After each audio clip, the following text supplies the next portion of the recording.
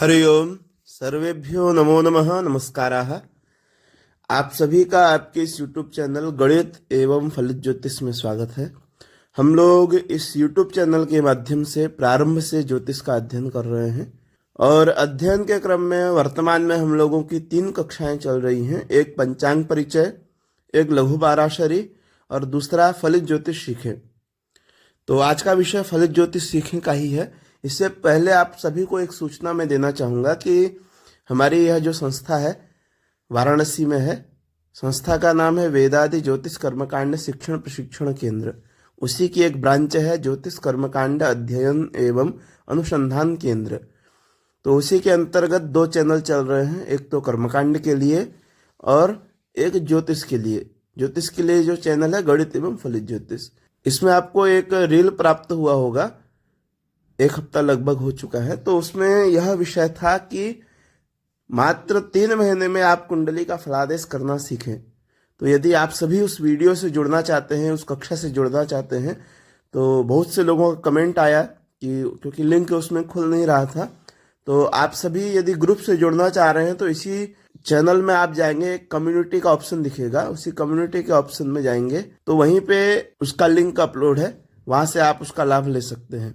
आइए आज का विषय प्रारंभ करते हैं। आज हमारा मुख्य विषय भाव परिचय है। तो भाव परिचय के अंतर्गत हम लोग जानेंगे कि जन्म कुंडली क्या है, जन्म कुंडली किसे कहते हैं, जन्म कुंडली का महत्व क्या है, साथ ही 12 भावों का परिचय। यह जो 12 भाव हैं इनकी क्या क्या संज्ञाएं हैं, जैसे केंद्र किस किस को कहते हैं, पड़फर आपोक्लिप आदि जो संज्ञाएं हैं, उन संज्ञाओं पर थोड़ा सा विचार करेंगे। आइए आज के विषय को प्रारंभ करते हैं। तो सर्वप्रथम जन्म कुंडली का महत्व क्या है, आइए इसे जानते हैं। जब तक महत्व हमको उसका नहीं पता होगा तब हम उसके बारे में कैसे जानेंगे। तो जन्म कुंडली के आधार पर हम लोग किसी भी व्यक्ति के भूत भविष्य एवं वर्तमान को जानने का जो आधार होता है हमारे पास, वह उसकी जन्म कुंडली ही होती है। यह जो जन्म कुंडली होती है वह प्रत्येक व्यक्ति के जीवन की एक झांकी होती है। व्यक्ति के जीवन की सभी घटनाएं जो वर्तमान में घटित हो रही हैं, भविष्य में होंगी या भूत में हुई हैं, उन सभी का विचार हम लोग जन्म कुंडली के आधार पर करते हैं। और भी बहुत से विषय यहाँ पे विचारणीय हैं, क्योंकि हम यह कह रहे हैं कि इन सभी विषयों का विचार करते हैं। लेकिन अब हमारी जन्म कुंडली देखने वाला जो ज्योतिषी है वह कौन है, कितना उसने ज्ञान अर्जित किया है, उस हिसाब से वह फलादेश करने में सक्षम होता है। यदि अल्प ज्ञानी है, थोड़ा ही अध्ययन करके फलादेश कर रहा है, तो वह आपके समस्याओं का समाधान बताने में असमर्थ होगा, क्योंकि जितना अधिक अध्ययन होगा उतना ही सटीक फलादेश करने में वह सक्षम होगा। तो आइए जन्म कुंडली क्या है इसे जानते हैं।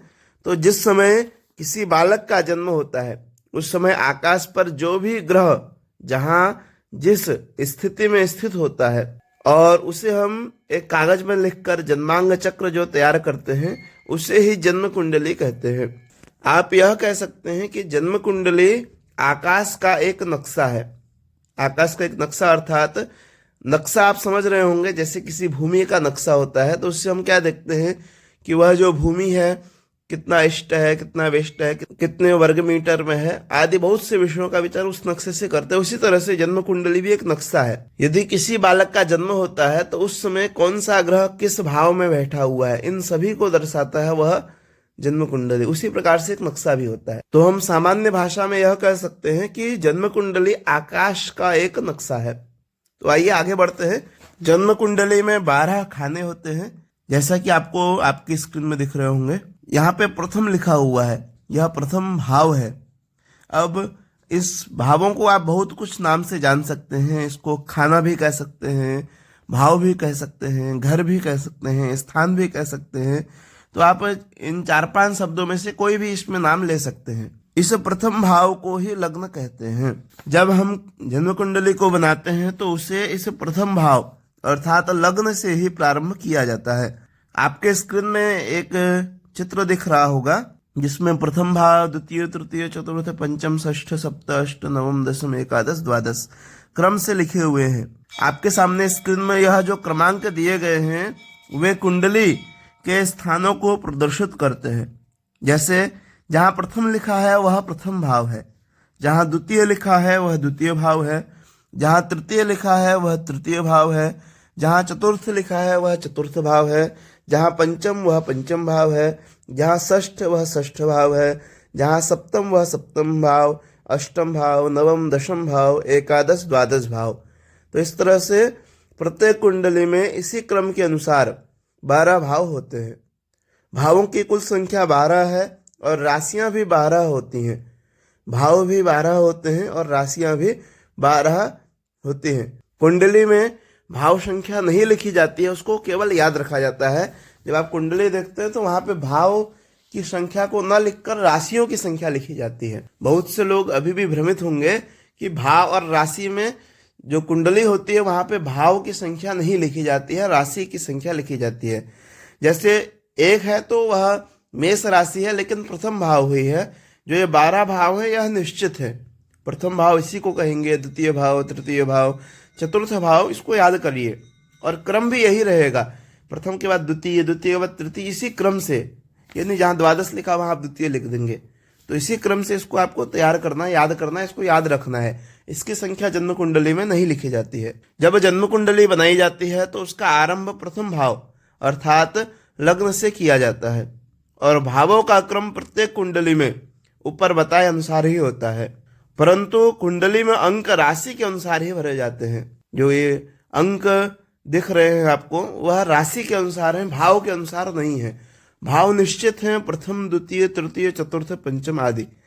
लेकिन जो राशियां हम लोग भरते हैं वह भिन्न भिन्न होती हैं। आइए एक दो उदाहरण देखते हैं। मान लीजिए किसी जातक का जन्म मेष लग्न में हुआ है तो प्रथम भाव में मेष राशि अर्थात प्रथम भाव होने से 1 अंक लिखा जाएगा और उसी क्रम से आगे बढ़ेंगे।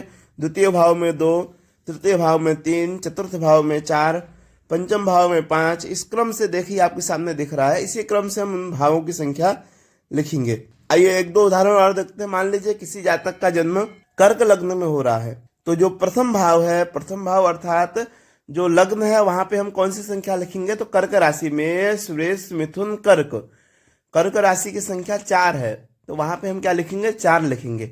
प्रथम भाव में अर्थात लग्न में 4 लिख करके आगे बढ़ेंगे। द्वितीय भाव में पंचम, तृतीय भाव में षष्ठ, चतुर्थ भाव में सप्तम, पंचम भाव में अष्टम, इस क्रम से लिखते जाएंगे। यही क्या हो गया? कर्क लग्न की कुंडली हो जाएगी। तो आपके सामने जब कुंडली आएगी तो आप कहेंगे यह कुंडली कर्क लग्न की है, जहां पे 4 लिखा हुआ है। इसलिए राशियों की संख्या याद करना भी आवश्यक है और क्रम से याद करिए। मेष, वृष, मिथुन, कर्क, सिंह, कन्या, तुला, वृश्चिक, धनु, मकर, कुंभ, मीन, ये राशियां, इनकी संख्या भी। मेष को 1 कहते हैं, वृष को 2, इस क्रम से इसको याद करना जरूरी है। आइए एक उदाहरण और देखते हैं। वृश्चिक लग्न की कुंडली। तो वृश्चिक संख्या क्या है? मेष, वृष, मिथुन, कर्क, सिंह, कन्या, तुला, वृश्चिक, 6, 7, 8। तो यह जो 8वीं राशि है यह वृश्चिक है। तो यहाँ पे हम लग्न में किस राशि को लिखेंगे? वृश्चिक राशि अर्थात 8 अंक लिखेंगे। उसी क्रम में आगे बढ़ेंगे। द्वितीय भाव में हम लोग नवम लिखेंगे, तृतीय भाव में दशम लिखेंगे, चतुर्थ भाव में एकादश। उसी क्रम से पूरा आप चार्ट बना करके तैयार कर देंगे। तो यह कुंडली वृश्चिक लग्न की हो जाएगी। मीन लग्न की कुंडली देखते हैं। तो मीन जो राशि है, मेष, वृष, मिथुन, कर्क, सिंह, कन्या, तुला, वृश्चिक, धनु, मकर, कुंभ, मीन, 12वीं राशि है। तो इसकी जो संख्या होगी 12। तो इस 12 संख्या को हम कहाँ लिखेंगे? जन्म कुंडली में लग्न भाव में 12 लिखेंगे। उसी क्रम में आगे बढ़ जाएंगे। 12 के बाद 1, 2, 3, 4, 5, 6, 7, 8, 9, 10, 11। तो यह जो कुंडली बन के आपके सामने तैयार होगी यह मीन लग्न की कुंडली होगी। इसी तरह से 12 लग्नों की 12 कुंडली आपके सामने जब आती है तो आप वहां पे कौन सा अंक लिखा हुआ लग्न में, उस अंक को देख करके आप यह जान जाएंगे कि यह जन्म कुंडली किस लग्न की है। इस तरह से कोई भी कुंडली बनानी हो तो जन्म के समय जो लग्न हो उस लग्न की राशि का अंक प्रथम भाव में लिखकर एक एक अंक क्रम से आगे बढ़ते हुए सभी 12 भावों को पूर्ण करें। आप विषय समझ गए होंगे। यदि विषय आपको समझ में ना आया हो पुनः एक बार वीडियो को फिर से देखें तो और अच्छे से आपको विषय समझ में आ जाएगा। क्योंकि हमारे शास्त्रों में कहा गया है आचार्यात् पादमाधत्ते पादम शिष्य स्वमेधया पादम स ब्रह्मचारिभ्य पादः कालक्रमेण तु। अर्थात जो अध्ययन करते हुए छात्र होते हैं तो आचार्य से वह सिर्फ विषय का 25% ही समझ पाते हैं। वह 100% समझाना चाहता है लेकिन उनकी मेधा में सिर्फ 25% ही विषय आ पाता है। तो इस वीडियो में बहुत से विषय को मैं बताना चाह रहा हूँ, लेकिन आपको समझ में सिर्फ 25% आएगा। आचार्यात् पादमाधत्ते पादम शिष्य, और 25 आप अपनी बुद्धि से प्रयोग करके समझेंगे तो 50% होगा। और फिर 25 जो है पादम स्वब्रह्मचार्य, आपस में जब मंत्रणा करेंगे, क्योंकि तभी कहा गया है कि अध्ययन अकेले नहीं हो सकता है। अध्ययन के लिए कम से कम 2, 3, 4 आदि, एक में तो खाली तप होता है। यदि कोई अकेले अध्ययन कर रहा है वह तप कर रहा है, अध्ययन नहीं कर रहा है। अध्ययन के लिए 2, 3, 4 आदि लोग होने चाहिए, तो तब अध्ययन होता है। तो वहां पे फिर आपस में जब मंत्रणा करते हैं तो 75% होता है। फिर कालक्रमेण जब काल का समय आता है तो वह 100% पूरा होता है। आइए एक दो विषय और शेष रह गए, उनको जान के आज का विषय समाप्त करेंगे। तो जन्म कुंडली में जो 12 भाव होते हैं उनकी अलग अलग संज्ञाएं हैं। प्रथम भाव को, चतुर्थ भाव को, सप्तम भाव को और दशम भाव को केंद्र कहते हैं। इन चारों भावों की संज्ञा, इन चारों भावों का एक नाम हो गया केंद्र। जब आपके सामने केंद्र यह शब्द आता है तो आपको क्या मानना है? प्रथम, चतुर्थ, सप्तम और दशम भाव। इन्हीं की एक दो संज्ञाएं और हैं, चतुष्टय और कंटक। इनको चतुष्टय भी कहते हैं, कंटक भी कहते हैं। पड़फर एक संज्ञा है, किसकी है? तो द्वितीय, पंचम, अष्टम और एकादश भाव को पड़फर कहते हैं। इन 4 भावों की संज्ञा क्या है? पड़फर। फिर आपोक्लिम, आपोक्लिम किसे कहते हैं? तो तृतीय, षष्ठ, नवम और द्वादश भाव को आपोक्लिम कहते हैं। त्रिकोण किसे कहते हैं? तो प्रथम, पंचम एवं नवम भाव को त्रिकोण कहते हैं। त्रिक अर्थात दुख स्थान किसे कहते हैं? तो 6, 8, 12 इनको दुख स्थान कहा गया है। उसके बाद त्रिषडाय किसे कहते हैं? तो 3, 6, 11 यह त्रिषडाय है, इनका नाम त्रिषडाय है। जब भी ये संज्ञाएं आपको याद कर दी है, त्रिषडाय आता है माने ये संज्ञाएं हैं। उसके बाद 3, 6, 10, 11 को उपचय और शेष भावों को अपचय कहते हैं। द्वितीय सप्तम को मारक भाव कहते हैं, नवम को त्रिकोण कहते हैं और चतुर्थ अष्टम को चतुरष्ट्र कहते हैं। विषय आपको समझ में आ रहा होगा? नहीं आ रहा होगा आप नोट्स बनाएं। और हम लोग की कक्षाएं प्रारंभ होने वाली हैं फलित ज्योतिष की, उससे पहले बेसिक आपको तैयार होगा, तभी आप फलित ज्योतिष की कक्षाओं से जुड़ सकते हैं। तो यह जो बेसिक आपको हम उपलब्ध करा रहे हैं इसको आपको नोट्स बना के रटना है, क्योंकि इसके बाद हमारे जो 1.5 महीने की फलादेश की कक्षाएं चलेंगी उसमें उसी का एडमिशन होगा, उसी को लिंक प्राप्त होगी जिसको बेसिक तैयार होगा, क्योंकि हम वहां पे एडवांस के विषयों पे विचार करेंगे। ज्योतिष में हम लोग और आगे बढ़ चुके होंगे, इसलिए बेसिक आप जल्दी से जल्दी मजबूत करें, उसको तैयार करें। आइए एक विषय और जान के आज का विषय यही समाप्त करते हैं। तो ये जो 12 भाव होते हैं, 12 भावों से अलग अलग विषयों का विचार किया जाता है, उसको हम एक अलग वीडियो में समझने का प्रयास करेंगे। आइए यहाँ पे प्रथम भाव से तन का विचार करते हैं, और भी विषयों का विचार करते हैं, लेकिन तन प्रधान हो गया। ऐसे ही आप इसको बस अभी सामान्य याद करें, बाकी जब हम इस विषय पे आगे एक वीडियो आपको प्राप्त कराएंगे तो क्या क्या विचार किस भाव से किया जाता है उस विषय को हम बताएंगे। यदि आपने चैनल अभी भी सब्सक्राइब नहीं किया, सब्सक्राइब करें, वीडियो को शेयर अवश्य करें। आइए द्वितीय भाव से हम धन का विचार करते हैं, तृतीय से बल का, चतुर्थ से सुख का, पंचम से प्रेम का, षष्ठ भाव से शत्रु का, सप्तम भाव से भोग का, अष्टम भाव से आयु का, नवम से धर्म का या भाग्य का, दशम से कर्म का, एकादश से लाभ का और द्वादश से व्यय का। इसको पहले आप याद करें, बाकी इसमें बहुत से विषय हैं जिन पर हम विचार करेंगे। तो प्रथम से तन, द्वितीय से धन, तृतीय से बल, चतुर्थ से सुख, पंचम से प्रेम, षष्ठ से शत्रु, सप्तम से भोग, अष्टम से आयु, नवम से धर्म और भाग्य, दशम से कर्म, एकादश से लाभ और द्वादश से व्यय। तो मैं यह मान के चल रहा हूँ आपको विषय तैयार हो रहा होगा। आप पीछे की सभी कक्षाओं को देखें, आज हमारी यह 10वीं कक्षा है। इससे पहले 9 कक्षाएं आपको उपलब्ध हो चुकी है, 9 वीडियो, और आप उन 9 वीडियो को देखें और उनका नोट्स बनाएं, उनको तैयार करें। यह 10वीं है। हम इसी तरह से 15 से 20 कक्षाएं देखेंगे। उसके बाद आप सभी की एक परीक्षाएं होंगी गूगल मीट आदि के माध्यम से, और फिर हमारी जो 1.5 महीने की कक्षा रहेगी वह या तो यूट्यूब में उन्हीं लोगों को उसकी लिंक मिलेगी जिन परीक्षा में उत्तीर्ण होंगे, नहीं तो गूगल मीट आदि के माध्यम से भी वह कक्षा चल सकती है।